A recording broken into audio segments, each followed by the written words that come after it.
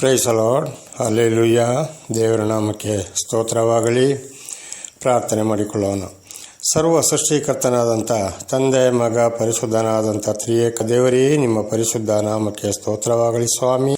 ಈ ದಿವಸವೂ ಕೂಡ ನಿಮ್ಮಿಂದ ನೇಮಕವಾದಂಥ ದಿವಸ ಹಾಗೂ ನಿಮ್ಮಿಂದ ನೇಮಕವಾದಂಥ ಸಮಯ, ಅದಕ್ಕಾಗಿ ನಿಮಗೆ ಸ್ತುತಿ ಸ್ತೋತ್ರ ಎಂಬ ಯಜ್ಞಗಳನ್ನು ಸಮರ್ಪಿಸ್ತಾ ಇದ್ದೇನೆ. ಈ ಅವಕಾಶವನ್ನು ನೀವು ಕೊಟ್ಟದಕ್ಕಾಗಿ ಹಾಗೂ ಇವತ್ತಿನ ಈ ಸಂದೇಶದ ಭಾಗವನ್ನು ಕೂಡ ನನ್ನ ಸಹೋದರ ಸಹೋದರಿಯರಿಗೆ ತಿಳಿಸಲು ಹೇರಳವಾಗಿ ಆಶೀರ್ವದಿಸಿರಿ.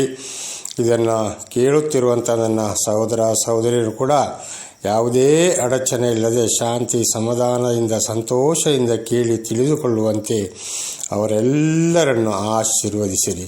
ಯೇಸುವಿನ ನಾಮದಲ್ಲಿ ಪ್ರಾರ್ಥಿಸಿದ್ದೇನೆ ನಮ್ಮ ತಂದೆಯೇ, ಆಮೇನ್. ನನ್ನ ಸಹೋದರ ಸಹೋದರಿಯರೇ, ನಿಮಗೂ ಕೂಡ ನನ್ನ ನಮಸ್ಕಾರಗಳು. ಇವತ್ತಿನ ಸಂದೇಶದ ಭಾಗ ಯಾವುದೆಂದರೆ, 2024 ವರ್ಷದ ಹಿಂದೆ ಮೊದಲ ಶತಮಾನದಲ್ಲಿ, ಅಂದರೆ 1ನೇ ಇಸವಿಯಲ್ಲಿ ಯೇಸುವಿನ ಶಿಲುಬೆಯ ಮರಣ ಮತ್ತು ಸಮಾಧಿ, ಇದನ್ನು ತಿಳಿದುಕೊಳ್ಳೋಣ. ಅದಕ್ಕಾಗಿ ದೇವರಿಗೆ ಸ್ತೋತ್ರವಾಗಲಿ. ಹಲ್ಲೆಲೂಯಾ. ಹಾಗೆ ಮತ್ತಾಯ 27ನೇ ಅಧ್ಯಾಯ, ಮಾರ್ಕ 15ನೇ ಅಧ್ಯಾಯ, ಲೂಕ 23ನೇ ಅಧ್ಯಾಯ, ಯೋಹಾನ 18 ಮತ್ತು 19ನೇ ಅಧ್ಯಾಯದಲ್ಲಿ ಈ ಶಿಲುಬೆಯ ಮರಣ ಮತ್ತು ಸಮಾಧಿಯನ್ನು ಇಷ್ಟು ಅಧ್ಯಾಯಗಳನ್ನು ಓದುವಾಗ ನಾವು ಸಂಪೂರ್ಣವಾಗಿ ಅಲ್ಲಿ ತಿಳಿದುಕೊಳ್ಳಬಹುದು. ದೇವರ ನಾಮಕ್ಕೆ ಸ್ತೋತ್ರವಾಗಲಿ. ಹಾಗೆ ಇವತ್ತು ಮತ್ತಾಯ 27ನೇ ಅಧ್ಯಾಯದಿಂದ ನಾವು ಇದರ ಬಗ್ಗೆ ತಿಳಿದುಕೊಳ್ಳೋಣ. ಮತ್ತಾಯ 27, 1 ಮತ್ತು 2ನೇ ವಾಕ್ಯಗಳನ್ನು ನೋಡುವಾಗ, ಪಿಲಾತನ ಅರಸನಿಗೆ ಯೇಸುವನ್ನು ನಿನ್ನೆ ದಿವಸ ಬಂಧನಕ್ಕೊಳಪಡಿಸಿ ವಿಚಾರಣೆಗೆ ಒಪ್ಪಿಸಿದರು ಎಂಬುದಾಗಿ ನಾವು ಓದುತ್ತೇವೆ. ಹಾಗೆ 17 ಮತ್ತು 18ನೇ ವಾಕ್ಯವನ್ನು ನೋಡುವಾಗ, ಅಲ್ಲಿ ಪಿಲಾತನ ಅರಸ ಪಸ್ಕ ಹಬ್ಬದ ಸಮಯದಲ್ಲಿ ಒಬ್ಬನನ್ನು ಸೆರೆಮನೆಯಿಂದ, ಅಂದರೆ ಜೈಲಿನಿಂದ ಬಿಟ್ಟುಕೊಡುವ ಪದ್ಧತಿ ಇದೆ. ಇದರಲ್ಲಿ ಯಾರನ್ನು ಬಿಟ್ಟುಕೊಡಬೇಕು ಎಂಬುದಾಗಿ ಪಿಲಾತನ ಅರಸರು ಆ ಯಹೂದ್ಯರನ್ನು ಕೇಳಿದಾಗ, ಆ ಯಹೂದ್ಯರು ಕೊಟ್ಟ ಉತ್ತರ, ಅಲ್ಲಿ ಬರಬ್ಬ ಎಂಬವನೊಬ್ಬ ಜೈಲಲ್ಲಿರ್ತಾನೆ, ಅವನು ದರೋಡೆಕೋರ, ಅವನನ್ನು ಬಿಟ್ಟುಕೊಡಿ, ಯೇಸುವನ್ನು ಶಿಲುಬೆಗೆ ಏರಿಸಿ ಎಂಬುದಾಗಿ. ನನ್ನ ಸಹೋದರ ಸಹೋದರಿಯರೇ, ಪಿಲಾತನ ಅರಸನಿಗೆ ಯೇಸುವಿನ ಮೇಲೆ ಯಾವುದೇ ತಪ್ಪು ಕಾಣೋದಿಲ್ಲ, ಅದನ್ನು ತಿಳಿಸ್ತಾ ಇದ್ದಾನೆ. ಆವಾಗ ದೇವರನ್ನು ಅರಿತರಂತ ಆ ಮನುಷ್ಯರು ಹೇಳಿದ್ದು, ಆ ದರೋಡೆಕೋರನ ಬರಬ್ಬರನ್ನು ಬಿಟ್ಟುಕೊಡಿ, ಯೇಸುವನ್ನು ಶಿಲುಬೆಗೆ ಏರಿಸಿ ಎಂಬುದಾಗಿ. ಇವತ್ತು ಕೂಡ ಇದನ್ನು ಅರಿತುಕೊಂಡಾಗ, ಇವತ್ತು ಬಹಳ ಇದ್ದಿದ್ದನ್ನು ಇದ್ದ ಹಾಗೆ ಮಾತನಾಡೋರು, ತಿಳಿಸುವವರು, ಕೆಟ್ಟದ್ದನ್ನು ಖಂಡಿಸೋರಿಗೆ ಬಹಳ ಶಿಕ್ಷೆ ಕೊಡೋರಾಗಿದ್ದಾರೆ. ಅವರಿಗೆ ಈ ಸರಿಯಾದ ಮಾತುಗಳನ್ನು, ಆಚಾರ ವಿಚಾರಗಳನ್ನು ಸಹಿಸಿಕೊಳ್ಳಲು ಸಾಧ್ಯವಾಗುತ್ತಿಲ್ಲ. ಇಂಥವರಿಂದ ನಮಗೆ ಬಹಳ ತೊಂದರೆಯಾಗ್ತದೆ ಅಂತೇಳಿ ಸರಿಯಾಗಿ ಇದ್ದಿದ್ದನ್ನು ಇದ್ದ ಹಾಗೆ ಮಾತಾಡೋರು, ಇದ್ದ ಸತ್ಯ ಸುವಾರ್ತೆಯನ್ನು ಸಾರುವವರಿಗೆ ಬಹಳ ಹಿಂಸೆ ಕೊಡೋರಾಗಿದ್ದಾರೆ. ದೇವರನ್ನು ಅರಿತವರಿಂದಲೇ ಈ ಶಿಕ್ಷೆ ಬರುವಂಥದ್ದು. ಹಾಗೆ ಮುಂದಿನ ವಚನಕ್ಕೆ ಹೋಗೋಣ. ಹಾಗೆ 19ನೇ ವಚನ ನೋಡುವಾಗ, ಹೆಂಡತಿಯಿಂದ ಅರಸನಿಗೆ ಸೂಚನೆ. ಈ ವಿಚಾರಣೆ ಸಮಯದಲ್ಲಿ ಪಿಲಾತನ ಅರಸನ ಹೆಂಡತಿ ಅರಸನಿಗೆ ಹೇಳಿ ಕಳಿಸ್ತಾರೆ, ನೋಡಪ್ಪ, ಆ ಸತ್ಪುರುಷನ ತಂಟೆಗೆ ನೀನು ಹೋಗಬೇಡ, ಅವನ ವಿಷಯದಲ್ಲಿ ನಿನ್ನೆ ನಾನು ಬಹಳ ಸಂಕಟಪಟ್ಟಿದ್ದೇನೆ ಎಂಬುದಾಗಿ ದೇವರು ಹೆಂಡತಿಯ ಮೂಲಕ ಗಂಡನಿಗೆ ಸೂಚನೆಯನ್ನು ಕೊಟ್ಟರು. ಹಾಗೆ ಈ ಮಾತನ್ನು ಅರ್ಥ ಮಾಡಿಕೊಂಡು ಪಿಲಾತನ ಅರಸನು 24ನೇ ವಚನದಲ್ಲಿ ನಾವು ಓದುವಾಗ, ಅಲ್ಲಿ ಯಹೂದ್ಯರಿಗೆ, ಇವನಲ್ಲಿ ಯಾವುದೇ ತಪ್ಪು ನನಗೆ ಕಾಣುವುದಿಲ್ಲ, ಇವನ ಮರಣಕ್ಕೆ ನೀವೇ ಕಾರಣ ಎಂದು ಪಿಲಾತನ ಅರಸನು ವಿರೋಧಿಗಳಾದ ಯಹೂದ್ಯರಿಗೆ ಹೇಳುತ್ತಿದ್ದಾನೆ. ಆವಾಗ 25ನೇ ವಚನವನ್ನು ನಾವು ನೋಡುವಾಗ, ಅಲ್ಲಿದ್ದ ಸೇರಿದಂಥ ವಿರೋಧಿಗಳು ಯಹೂದ್ಯರುಗಳು, ಈ ಪಾಪಕ್ಕೆ ನಾವು ಉತ್ತರ ಕೊಡ್ತೇವೆ, ಈ ಪಾಪ ನಮ್ಮ ಮೇಲೆಯೂ ನಮ್ಮ ಮಕ್ಕಳ ಮೇಲೆಯೂ ಬರಲಿ ಅಂಥೇಳಿ ಬರುತ್ತರವನ್ನು ಪಿಲಾತನ ಅರಸನಿಗೆ ಕೊಡ್ತಾ ಇದ್ದಾರೆ. ಹಾಗೆ 26ನೇ ವಚನವನ್ನು ನೋಡುವಾಗ, ಪಿಲಾತನ ಅರಸನು ಇವರು ಬಹಳ ಜನ ಇದ್ದಾರೆ, ಇನ್ನು ಬಹಳ ಗಲಾಟೆ ಆಗಬಹುದು ಎಂಬುದಾಗಿ ಯೋಚನೆ ಮಾಡಿ ಯೇಸುವನ್ನು ಕೊರಡೆಗಳಿಂದ ಹೊಡಿಸಿ ಶಿಲುಬೆಗೆ ಹಾಕಲು ಒಪ್ಪಿಸಿಕೊಟ್ಟರು ಯಹೂದ್ಯರ ಕೈಗೆ. ಹಾಗೆ ಮುಂದೆ ಕಾರಣ ಪಿಲಾತನ ಅರಸರಿಗೂ ಯೇಸುವಿನ ಮೇಲೆ ಯಾವುದೇ ತಪ್ಪು ಇಲ್ಲ ಎಂಬುದಾಗಿ ಗೊತ್ತಾಗಿದೆ. ಆದರೆ ವಿರೋಧಿಗಳಲ್ಲಿ ಜಾಸ್ತಿ ಇರುವುದರಿಂದ ಇವರು ಬಹಳ ಗಲಾಟೆ ಮಾಡಬಹುದು ಅಂತೇಳಿ ಅಲ್ಲಿ ಏನೂ ಮಾಡಲು ಆಗದೆ ಶಿಲುಬೆಗೆ ಹಾಕಲು ಒಪ್ಪಿಸಿದನು. ಹಾಗೆ ಮುಂದೆ 27ರಿಂದ 44 ವಚನವರೆಗೆ ನೋಡುವಾಗ ಯೇಸುವನ್ನು ಮಾತ್ರ ಅಲ್ಲ, ಅಲ್ಲಿ 2 ಕಳ್ಳರನ್ನು ಕೂಡ ಶಿಲುಬೆಗೆ ಹಾಕಿದರು ಎಂಬುದಾಗಿ. ಬಲಗಡೆ ಎಡಗಡೆ 2 ಕಳ್ಳರು, ಮಧ್ಯದಲ್ಲಿ ಯೇಸುವನ್ನು ಶಿಲುಬೆಗೆ ಹಾಕಿದರು. ಆದರೆ ಸರ್ವ ಸೃಷ್ಟಿಕರ್ತನಾದ ದೇವರು ಇಂಥ ಸತ್ಪುರುಷನನ್ನು ಕಳ್ಳರಿಗೆ ಈ ಯಹೂದ್ಯರು ಹೋಲಿಸುತ್ತಾ ಇದ್ದಾರೆ, ಅಂದರೆ ಕಳ್ಳರಿಗೆ ಸಮಾನ ಮಾಡ್ತಾ ಇದ್ದಾರೆ. ಹಾಗೆ ಇದು ಕೂಡ ಇವತ್ತಿನ ಈ ಪರಿಸ್ಥಿತಿಗೆ ನಾವು ಇದನ್ನು ಯೋಚನೆ ಮಾಡಿ ನೋಡಿದಾಗ ಖಂಡಿತವಾಗಿಯೂ ಈ ದರೋಡೆಕೋರರು ಇದು ಸತ್ಯವನ್ನು ಸಹಿಸಲಾರದವರು ಸತ್ಯವನ್ನು ನುಡಿಯೋರನ್ನು ಖಂಡಿತವಾಗಿ ಇಂಥವರ ಒಂದು ಪಟ್ಟಿಗೆ ಸೇರಿಸುವರಾಗಿದ್ದಾರೆ. ಕಾರಣ ಅವರಿಗೆ ಸತ್ಯ ವಿಚಾರವು ಬೇಡ, ಸತ್ಯ ಮಾತುಗಳು ಬೇಡ, ಸತ್ಯ ಕಾರ್ಯಗಳು ಕೂಡ ಬೇಡ. ಅವರನ್ನು ಕಳ್ಳರ ಜೊತೆಲಿ ಹೋಲಿಸುವವರಾಗಿದ್ದಾರೆ. ಹಾಗಿದನ್ನು ನೋಡುವಾಗ ಇವತ್ತಿನ ಈ ವಿಷಯದಲ್ಲಿ ಬಹಳ ದರೋಡೆಕೋರರೇ ಜಾಸ್ತಿಯಾಗಿ ಸತ್ಯವಂತರಿಗೆ ಬಹಳ ಹಿಂಸೆಯನ್ನು ಕೊಡುವವರಾಗಿದ್ದಾರೆ. ಇದನ್ನು ಕೂಡ ಇವತ್ತು ನಾವು ಪ್ರತಿ ದಿವಸ ನೋಡುತ್ತಲೇ ಇದ್ದೇವೆ. ಹಾಗೆ 45ರಿಂದ 50ನೇ ವಚನದಲ್ಲಿ ನಾವು ಓದುವಾಗ ಯೇಸು ಶಿಲುಬೆ ಮೇಲೆ ಜೋರಾಗಿ ಕೂಗಿ ಪ್ರಾಣ ಬಿಟ್ಟರು. ಹಾಗೆ ತಂದೆ, ನನ್ನ ಆತ್ಮವನ್ನು ನಿಮ್ಮ ಕರಗಳಿಗೆ ನಾನು ಒಪ್ಪಿಸ್ತಾ ಇದ್ದೀನಿ ಎಂಬುದಾಗಿ ಜೋರಾಗಿ ಕೂಗಿ ಪ್ರಾಣ ಬಿಟ್ಟರು. 51ರಿಂದ 53ರವರೆಗೆ ಓದುವಾಗ ಈ ಪ್ರಾಣ ಬಿಟ್ಟಂಥ ಸಮಯದಲ್ಲಿ ಆ ಶಿಲುಬೆಗೆ ಏರಿಸಿದ ಸ್ಥಳವು ಜೋರಾಗಿ ನಡುಗಿತು ಮತ್ತು ಅಲ್ಲಿ ಕತ್ತಲು ಕವಿಯಿತು ಎಂಬುದಾಗಿ ನಾವು ಓದುತ್ತೇವೆ. ಆವಾಗ ಯೇಸುವನ್ನು ಶಿಲುಬೆಗೆ ಏರಿಸುವುದಕ್ಕಿಂತ ಮೊದಲು ಪರಿಶುದ್ಧರಾಗಿ ಸತ್ತವರ ದೇಹಗಳು ಅಲ್ಲಿಂದ ಎದ್ದು ಬಂದವು ಎಂಬುದಾಗಿ ನಾವು ಓದುತ್ತೇವೆ. ಅದು ಮಾತ್ರವಲ್ಲ, ಜೆರುಸಲೇಮಿನಲ್ಲಿ 46 ವರ್ಷ ಕಟ್ಟಿದಂಥ ದೇವಾಲಯದ ಗೋಡೆ ಕೂಡ ಅಲ್ಲಿ ಭಾಗವಾಯಿತು ಎಂಬುದಾಗಿ ನಾವು ಓದುತ್ತೇವೆ. ದೇವರ ನಾಮಕ್ಕೆ ಸ್ತೋತ್ರವಾಗಲಿ, ಹಲ್ಲೆಲೂಯಾ. ಹಾಗೆ 57ರಿಂದ 66ರವರೆಗೆ ಓದುವಾಗ ಯೇಸುವನ್ನು ಸಮಾಧಿ ಮಾಡಿದರು. ಹಲ್ಲೆಲೂಯಾ. ಹೀಗೆ ಸಮಾಧಿ ಮಾಡಿದಾಗ ಅಲ್ಲಿ ಶಿಲುಬೆಯಿಂದ ಇಳಿಸಿ ಸಮಾಧಿ ಮಾಡೋಕ್ಕೆ ಯಾರೂ ಧೈರ್ಯಗೊಳ್ಳಲಿಲ್ಲ. ಕಾರಣ ಯಹೂದ್ಯರ ಭಯದಿಂದ. ಆಗ ದೇವರ ನಾಮಕ್ಕೆ ಸ್ತೋತ್ರವಾಗಲಿ, ಅರಿಮತ್ತಾಯ ಜೋಸೆಫ ಎಂಬ ಒಬ್ಬನೇ ಪಿಲಾತನ ಅರಸನಿಂದ ಅನುಮತಿಯನ್ನು ಪಡೆದು ಒಬ್ಬನೇ ಶಿಲುಬೆಯಿಂದ ಇಳಿಸಿ ಹೊತ್ತುಕೊಂಡು ಹೋಗಿ ಸಮಾಧಿ ಮಾಡಿದನು ಎಂಬುದಾಗಿ ನಾವು ಇಲ್ಲಿ ಓದುತ್ತೇವೆ. ಅದು ಮಾತ್ರವಲ್ಲ, ಯಹೂದ್ಯರು ಇವನು 3 ದಿವಸದಲ್ಲಿ ದೇವಾಲಯವನ್ನು ನಾನು ಎಬ್ಬಿಸ್ತೇನೆ ಎಂಬುದಾಗಿ ಹೇಳಿದ ಮಾತನ್ನು ಯೋಚನೆ ಇಟ್ಟುಕೊಂಡು ಆ ಸಮಾಧಿಗೆ ಇವರು ಕಾವಲು ಕೂಡ ಇಟ್ಟರು.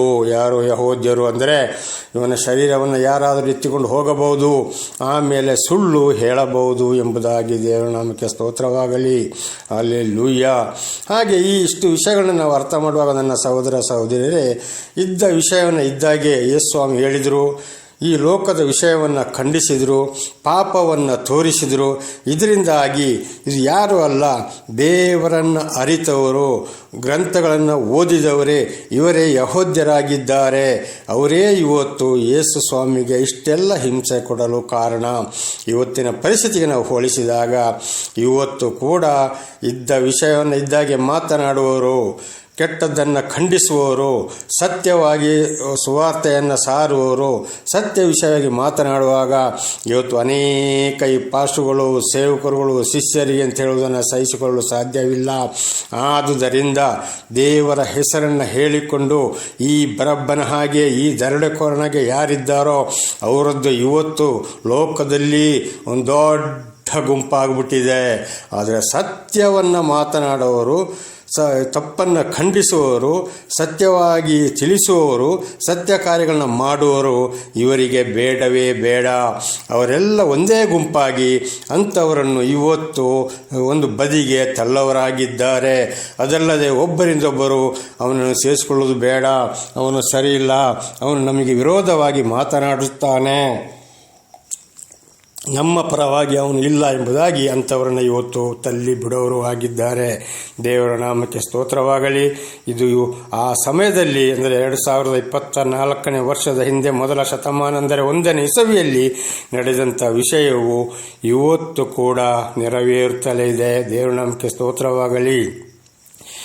ಹಾಗೆ ಇದರಲ್ಲಿ ಒಂದು ಅಂಶವನ್ನು ನೋಡುವಾಗ, ಯೇಸುವನ್ನು ಜೆರುಸಲೇಮಿನಿಂದ ಕಲ್ವಾರಿ ಬೆಟ್ಟದವರೆಗೆ ಶಿಲುಬೆಯನ್ನು ಹೊರಿಸಿ ಕೊರಡೆಗಳಿಂದ ಹೊಡೆದುಕೊಂಡು ಹೋಗುತ್ತಿರುವಾಗ ಸುಸ್ತಾಗಿ ಯೇಸ್ವಾಮಿ ಬಿದ್ದಿದ್ದನ್ನು ನಾವು ಕಾಣಬಹುದು.